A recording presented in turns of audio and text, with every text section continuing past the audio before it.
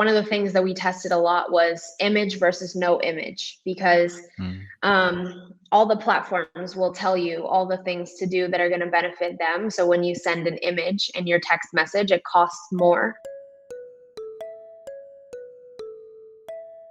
Hi e-commerce friends, let me introduce you to Kerri McDonald. She was the speaker at AdWorld conference in 2022 and she was also invited to speak there in this year. Kerri dove headfirst into e-commerce over 4 years ago, driving her first brand to 8-figure status as a director of marketing in less than 3 years. Ready for a new challenge, she co-founded The Greenhouse with her partner in 2020. Centered on e-commerce, email, and SMS marketing, The Greenhouse has quickly grown in an agency where clients take root and flourish, generating over 10 million in revenue for its brands in the first year. Kerri, welcome to the show. Thank you. Thanks, Marco, for having me. Awesome. Can you tell me a little bit more on how you get started? It's not too long ago, only 2-3 years. So what was your career path to that? Absolutely, yeah. So I've been in the e-commerce space now for about 5 years. Prior to 5 years ago, I was a teacher. But while I was a teacher, I realized it wasn't the right career path for me. But I was always a very creative person. So when I had time off, when I was teaching, I taught myself graphic design and I started an Etsy shop. And so with those skills, that landed me a position in graphic design at an e-commerce company. So then I was able to transition there. Obviously, working for an e-commerce startup, there's a lot of opportunities for growth, learning, etc. And so I really took that opportunity. About 3 months into me working there, I was designing the emails, and then I started sending the emails. And then kind of moved my way up into the company and eventually became director of marketing. And the brand grew to, 8 figures, 9 figures pretty quickly. So yeah, it was a really good experience in e-commerce, just being director of marketing for a large brand for 3 years, managing agencies, managing a marketing team, building the tech stack, everything like that. Getting hands-on experience with a brand was by far the best way that I was able to learn about marketing and learn about e-commerce in general, just learning what a brand goes through on the inside.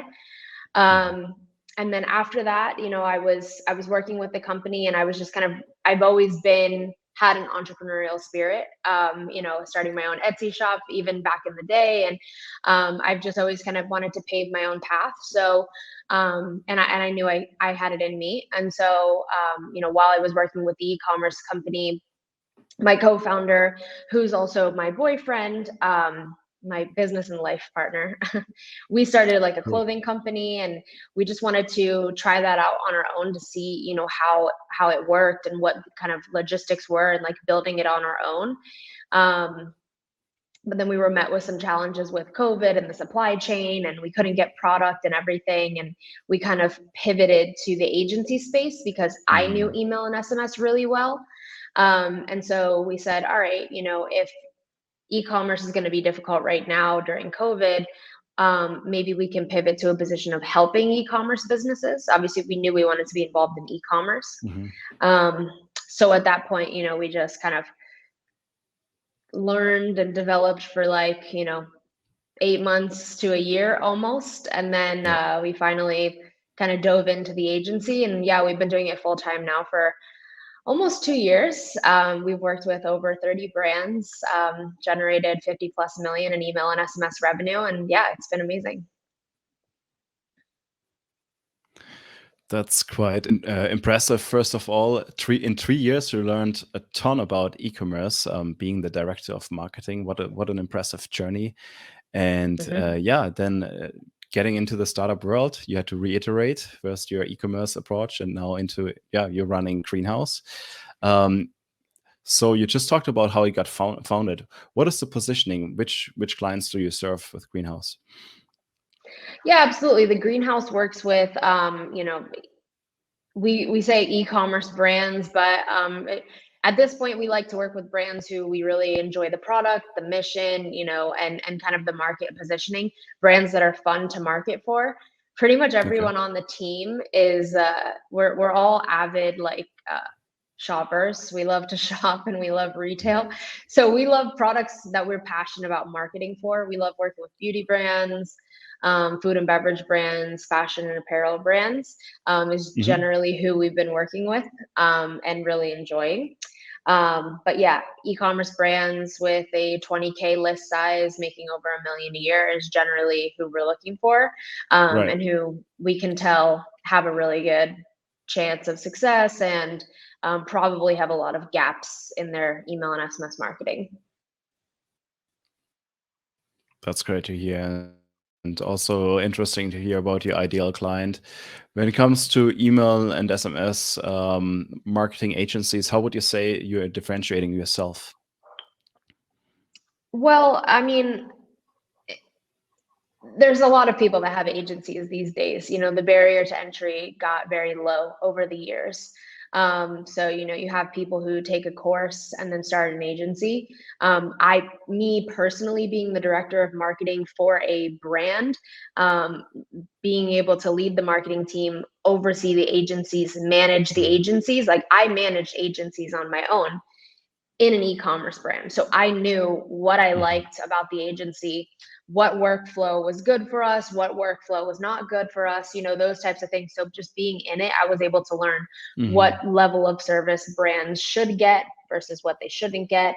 And so having that inside experience able to help us Yeah. tailor like a very custom experience that we offer now.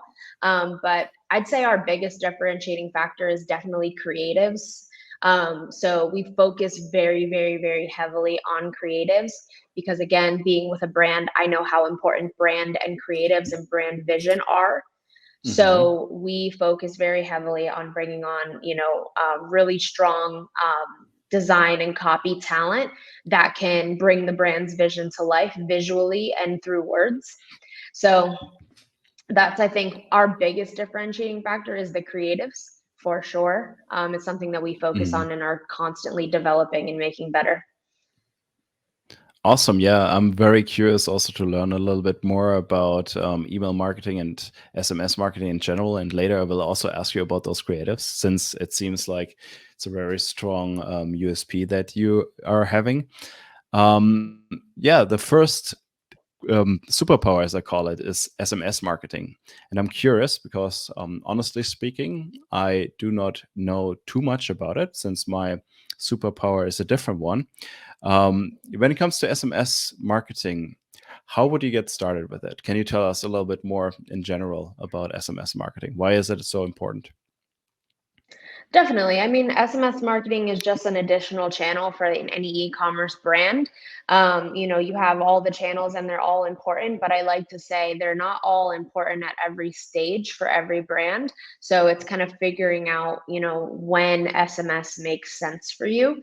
Um, so I would say if you're just looking into getting started into SMS, I would definitely focus on making sure you have a strong email list first. So Mhm. if you don't have a strong email list and a strong email channel, then it doesn't make sense to pick up another channel that requires more of your Mhm. attention and more of your strategy, right? It just doesn't Mhm. make sense if your email list is only at 2K and you only have, so many people interested in what you're selling via email, then trying to pick up another channel like SMS, you'll Mhm. probably get started, maybe see some quick results, and then maybe you might scale back, you might get discouraged. So build a strong email channel, 20K plus, Mhm. um, and then start to think about SMS. And then, the other thing I always kind of guide about when starting SMS is like SMS is a very personal channel, right? Yeah.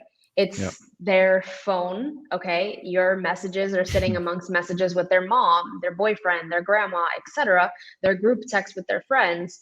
So you can't just blast in there with all these promotional spammy messages.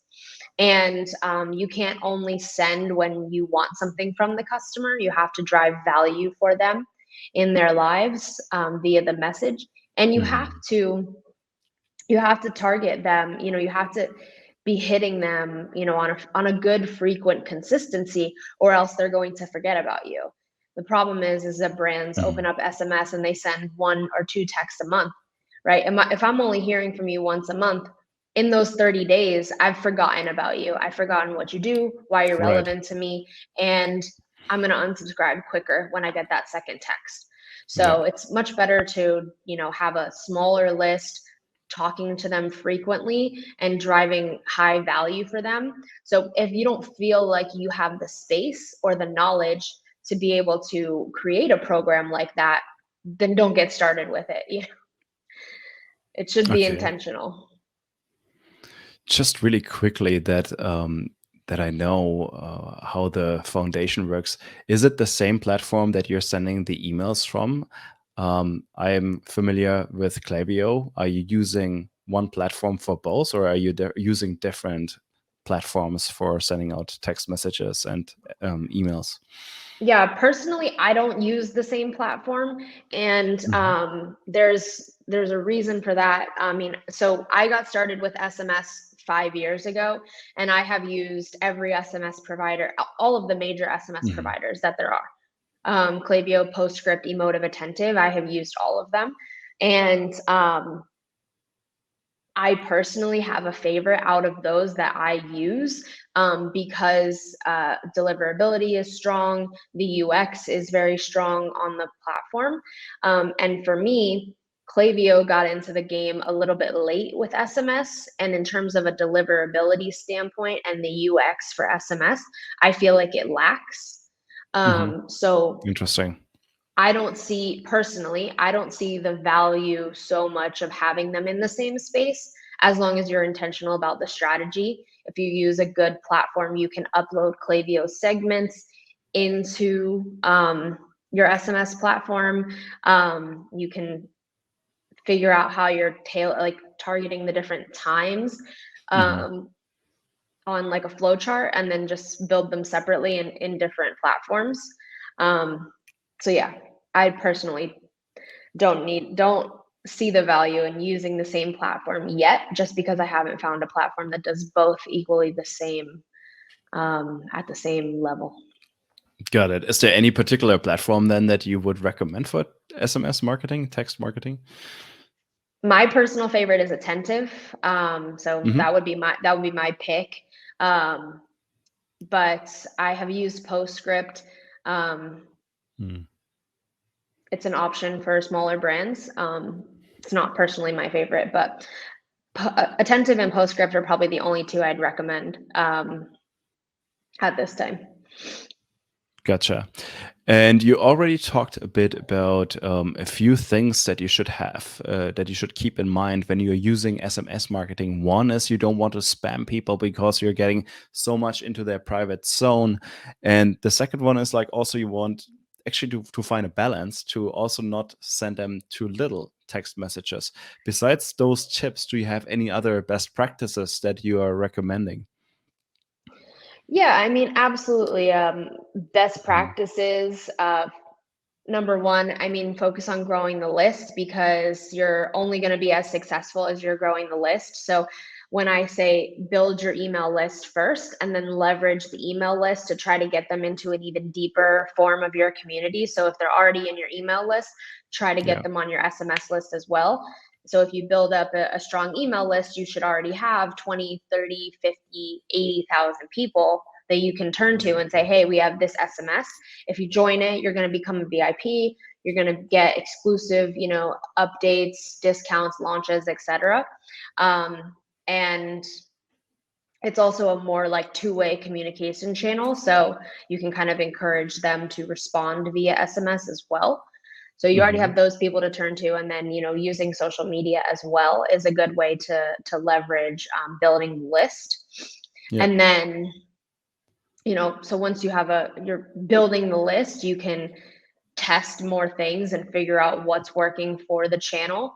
But if you only have like a few hundred, 1,000 subscribers on SMS, it's hard to figure out what's really working, or, it's hard to keep those people engaged and involved always. So I'd say try to grow the list as rapidly as possible.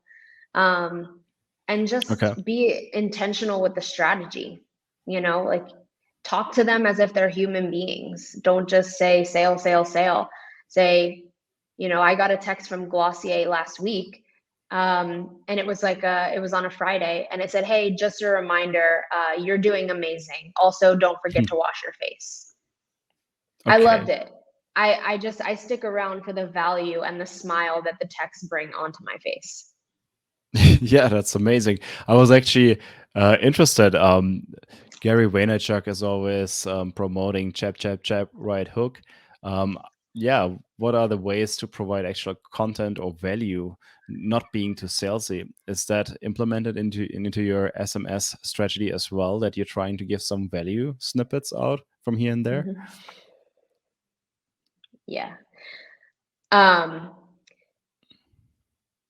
you can, via SMS, you can pretty much, it's not just an opportunity to just give a promo, check in with your customers, ask them how they're doing, send them something, that you found to be helpful. So like, hey, we just learned about this hack, try it out. Mhm. Encourage them to respond and gather information from them. And also you can send like GIFs and videos via SMS. While they do cost more, it can be really effective if there's like a good, strong, like influencer video with a really good how-to that you want to share, or a message from the founder, or even just a GIF that's funny and relatable, or like an animal picture. The funny thing is that what people don't realize is sometimes it's not a discount that people need to purchase. They might just need a reminder. They might just need to remember Mhm. that you're there, remember that you have Mhm. a certain product that they need. So, don't always just turn to discounting to get a quick sale. Right. That's good to know. I'm quite curious from a nerd perspective. When you have a good setup with your SMS marketing, now you want to get into optimization of those. Like, what are the methods and tactics that you're using to optimize your SMS marketing? Are you also implementing things like A/B split testing? And yeah, what other methods do you use? Yeah, the most of the platforms do offer A/B testing. So we test things like, one of the things that we tested a lot was image versus no image, because Mm. all the platforms will tell you all the things to do that are going to benefit them. So when you send an image in your text message, it costs more to you, which means more profit for the company that's sending your Right. SMS. So, of course, they're going to say send an image, right? But we've tested this extensively and actually found that images in SMSs don't actually provide a high enough revenue or engagement Yeah. lift to justify the price, because it feels like an ad in the text message, right? Especially if it's Oh, like a okay. designed graphic, like it looks like basically you took an ad from social media and you put it in their text messages. And versus if you would send them like a dog picture, a cat picture that would make them laugh, like that would be an acceptable way to use an image, not just like a marketing image, right? So testing images, but a lot of the opportunity I think does come from the flows and automations. So Okay. like the same way that you set up flows and automations on email, you can set those up on SMS. Right. So, I'd say, 9 times out of 10, when I'm looking at accounts to optimize and how to make them even better, even if they're already running, I'd say that's where I see the most opportunities, by setting up automations. Because Mhm. when you put focus into setting up your automations, you have things that are running on the back end continuously, always, that you don't have to keep manually setting up yourself. So automations can be really strong, and a way to like build more of those. Yeah. um yeah. That's also a good keyword. When you talk about workflows and automations, you just mentioned that you are using different platforms for email and for text messaging. So how do Mhm. you leverage SMS and email together, and how does this work with those two separate platforms? Definitely. I mean, it's really just as simple as number one, understanding the platforms. So SMS is going to have a quicker reaction time than email Mhm. will. because I forget the exact statistic, but it's something like, 98% of text messages are opened or engaged with in the first like 15 minutes of sending them. And then after that, the campaign life cycle kind of dies down. Whereas an email can sit in somebody's inbox for hours, even a day or days sometimes, and then they go back and they read it. So people don't have the same reactiveness with email as they do with SMS. So it's really just like understanding that, knowing that, okay, SMS is a quicker and faster way to get to them. Email is a little bit longer play. And then setting up the right triggers and filters in place to make sure they leave if they take the action that you want them to. So let's say you have an abandoned cart automation, right? And you're trying to leverage both email and SMS. I mean, one important thing to remember is that in SMS, you're only allowed to send one text message. It's like the law now with the texting. The carriers put that out. So, it doesn't take much thought process to say, okay, I have one SMS to send, and then I have an email flow that I can build. And all I have to do is trigger differentiate the timing so that they're not getting the messages at the same time, right? So we say, hey, send the first text message for an abandoned cart at 20 minutes, right? 20 minutes, they've just taken the action, they've gone about their day. We kind of give them, a little bit of time, a little bit of breathing room, but we just kind of nudge them like, hey, don't forget, like you were almost about to do a good thing, finish that. And then 20 minutes, you have on your email side of things. If they didn't make that purchase, then they get an email a couple hours later. If they didn't purchase, then they get an email, the next day. So it's really just what I like to do when I'm thinking about, email and SMS together. If I'm trying to build like a really complicated workflow where I don't want there to be overlap in timing, I will use something like a Miro board or like a flow chart. I'll just build it out, on a flow chart visually and think about the timing there. And then I just go to the platforms to actually build and execute. That's amazing. I want to take the chance now and talk a little bit more about email marketing, because we already, briefly discussed it here. When it comes to email marketing, the first thing that I want to ask you, because you also mentioned it earlier, one of the most important things to do, also in accordance to SMS marketing, is to grow your email list. What do you do for growing the email list? Do you have any tactics that you can share? Definitely. So I'll start this answer by saying that there's 3 really important buckets that you do need to focus on in e-commerce. I guess really in any business in general, but I speak on e-commerce, so that's what I share. You have your acquisition bucket, right? So how are you acquiring leads and customers, right? So acquisition is the first step in the journey. And then you have conversion. How are you converting those customers? And then you have retention. How are you retaining those customers, right? So you have these 3 buckets. And the thing is that all the 3 buckets need to be strong. There are different channels, that help with each bucket. So when you ask about growing the email list, it's important that your acquisition efforts are strong, right? You need to constantly be bringing people into your website, into your funnel, into your world of the brand, so that they can even find out about you and get interested in what you're trying to do, okay? So that's like step 1, It's not just organic social, it's not just blog writing, it's not just SEO, it's not just, YouTube, it's not just TikTok, it's not just ads, it's kind of all those things combined to be bringing in different people from different channels onto the website or into a landing page. And then once you have a strong acquisition, efforts flowing into a website or a landing page, then hitting them with pop-ups, to build the email list. So on average, on a very high end, you can see your pop-up maybe having an opt-in rate of 10%. So that's on a very high end. So that means 10% of the traffic coming to your website or your landing page is going to sign up to your email list. Okay. Right. That's kind of a low number when you think about how much traffic you're driving, but it gets even scarier because when I see most brands, when I open up their efforts, I see that they're at like a 3 to 5% opt-in rate, Oh, wow. right?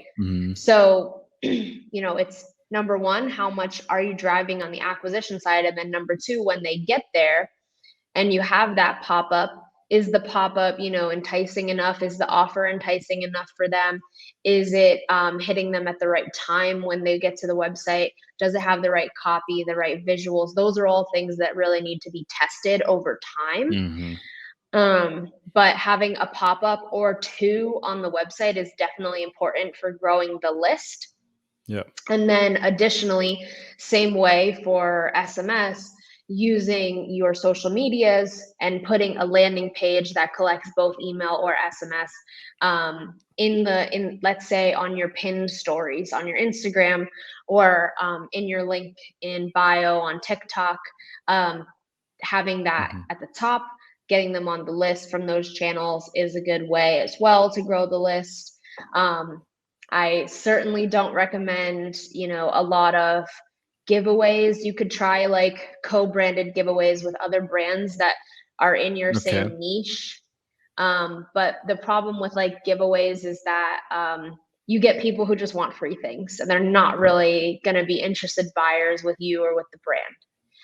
And then similarly, I definitely don't recommend like buying lists from anywhere. It can just be, it can hurt more than it can help. I'll just say that. Yeah. So just focus on, organic ways of growing the list. Okay.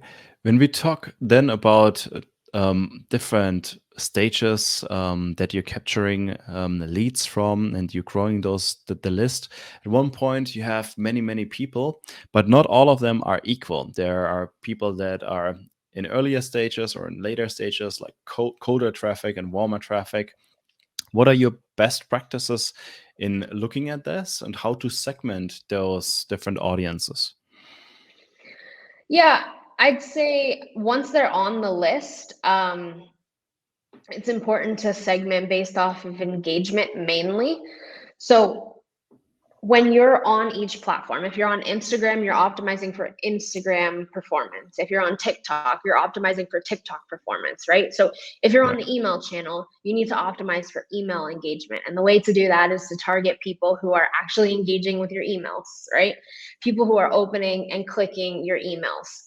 If you have customers who are on your email list and have received, 10 to 20 emails and never opened and never clicked, just exclude them. They're what we call dead weight. They're just not valuable to your list. They're going to drag your metrics down. So segmenting by engagement once they're on the list is very important. And then for us, we use a form of RFM segmentation. So RFM, it stands for recency, frequency, monetary value. So we're basically splitting customers up based on, how recently they engaged with the brand, how frequently they're engaging with the brand, and at what monetary value. So in there, you can say if you have a customer who's engaged recently and frequently, but no monetary value, then those people are like potential buyers. They're very close to purchasing, right? They're engaging frequently, very recently, but they haven't bought yet. Versus somebody who, is not engaging recently or frequently and they have no monetary value. They're really not that interested, right? So no need to target them as much. And if you do, only try to give them something that you think is going to make them convert, a sale, a new launch, something. Okay. So is this also how you segment your messaging, basically? Like, do you have other tips? Like, how would you message to a very hot lead compared to a colder lead? By using the RFM segmentation, if they're engaging recently and frequently with the brand, they're more inclined to make an impulse purchase not using a discount. especially if somebody signs up for your email list and you give them a discount. Many times people will give that 10% discount, right, on their welcome offer. 10%, That's 20%, very basic. whatever. And it works, but what will happen is a lot of people will impulse buy from that, right? Okay, I get an offer, I sign up, I get the code, I'm going to impulse purchase. Okay, now you need to look at the people who didn't actually impulse purchase from that. Either number one, they're not discount driven, meaning they need more information or background, or they need something more from you to convince them to purchase, or they just want a higher discount. And I will say this, with caution, is this, building a brand only based on discounts can only hurt your profit margins in the long run. And the more you train customers to only wait for a discount, you're never going to be able to sell anything full price, and it's going to completely cheapen your brand. And if that's what you're going for, cool. But if you're really trying to build a brand over time, find the customers that are willing to pay for your product full price. They're more likely to keep coming back and keep buying from you, and it won't cut into your profit margin. So to answer your question, how do you convert a warm lead versus a cold lead? If they're a warm lead and they, have already gotten that welcome offer and it didn't make them convert, then start thinking about other ways. A lot of people I see aren't using things like UGC and social proof and reviews in their emails. But it's a huge way. It's a huge way to push. So we push a lot of that Instagram photos, reviews, press, things like that in the emails for those people. And usually press, UGC, reviews are kind of what makes them convert, versus somebody who's a colder lead. At this point, they're telling you, hey, like, I got your welcome discount, I'm not interested. I got your next selling proposition, I'm not interested. You can try to get them with a little bit of a higher discount, or combine it with free shipping, or give them a special bundle. But again, then at some point, you're just giving so much away for a customer that likely won't return and won't stay with your brand, because they'll jump ship the second they find a cheaper product somewhere else. Okay. It's a very good advice to be careful on how much discounts you throw out, because you condition your customers, and you can devaluate your brand with that. That's a good tip. Now I want to know, because you mentioned it, that one of your differentiators is that you take extra caution about the design when it comes to email marketing. Tell us a little bit more about what makes a good design for you, and what role does it play in this whole concept of email marketing?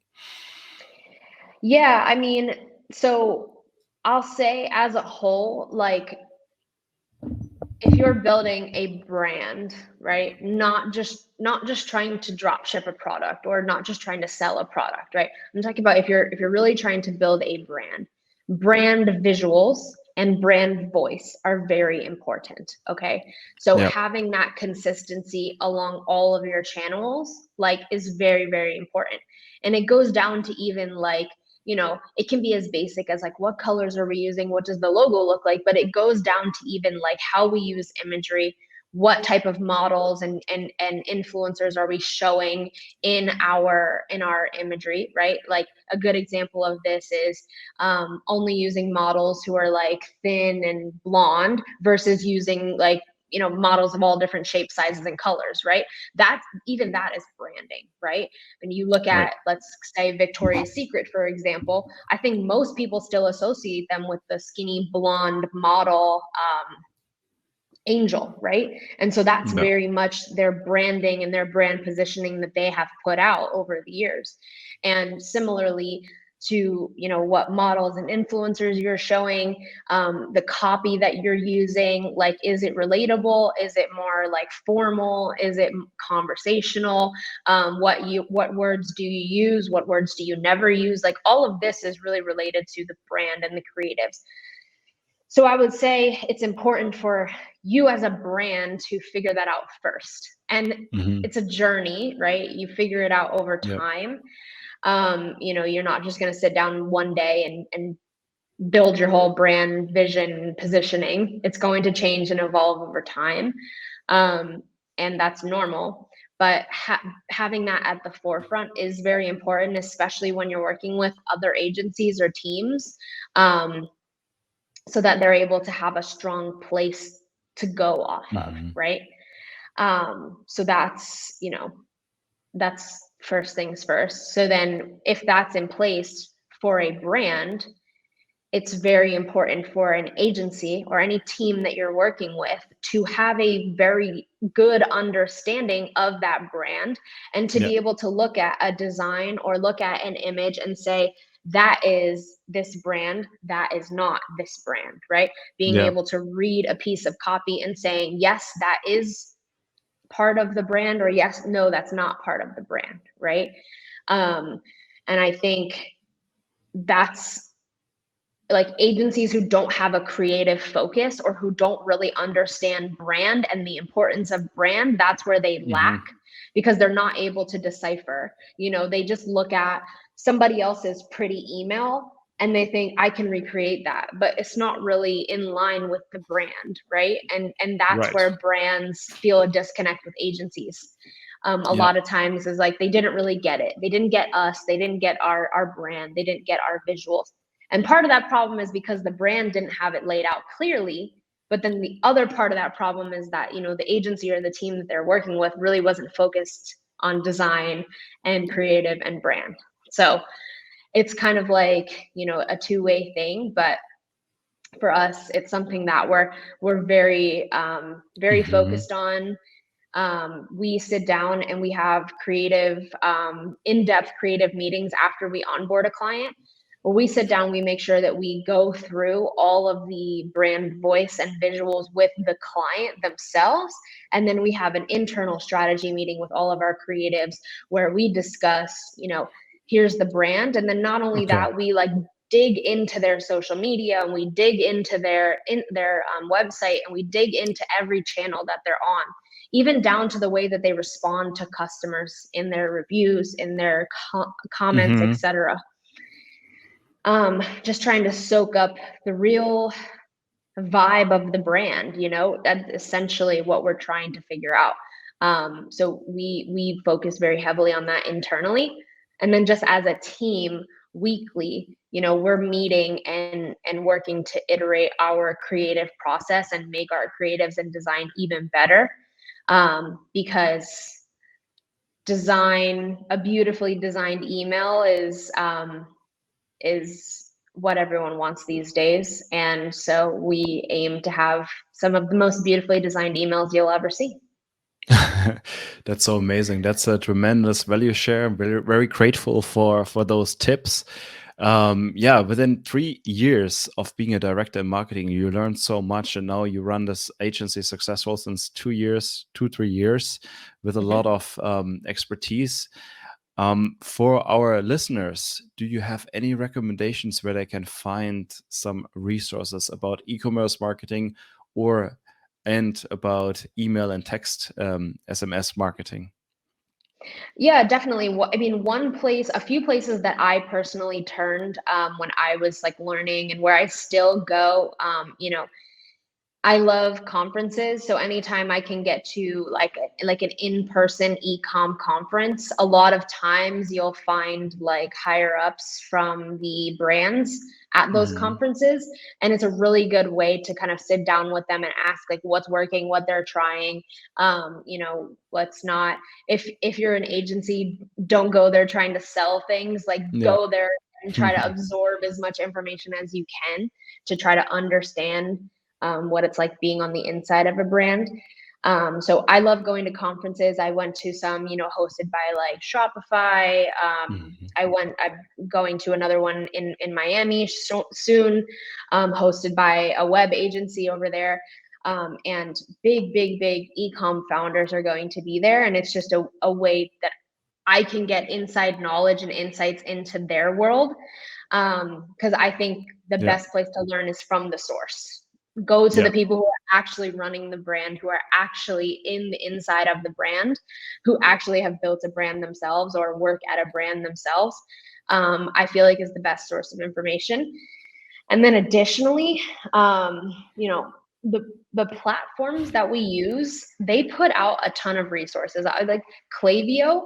I'm on Klaviyo's help documents like weekly. I'm in Yes. there researching and reading weekly. And that might sound crazy to some people, but there's far too much information in there to really skimp on, and you can get information like directly from the source. So personally, go to the source basically. That's amazing. Yeah, I know that Klaviyo has a very sophisticated platform with resources. Highly recommend it. Kerri, when people want to connect with you, learn more about you, I have here the website growwithgreenhouse.com. That's And right. where can they connect with you besides? Definitely. I'm on LinkedIn mostly. That's my kind of spot to hang out. So you can find me on LinkedIn, Kerri McDonald. Also on Twitter and Instagram at Kerri Kathleen. And yeah, growwithgreenhouse.com. Awesome. So if you guys liked this show, please subscribe and like. And Kerri, thank you so much for being, the teacher today, basically, and sharing so much valuable insights. It was great to have you on the show today. Thank you. Thanks so much for having me.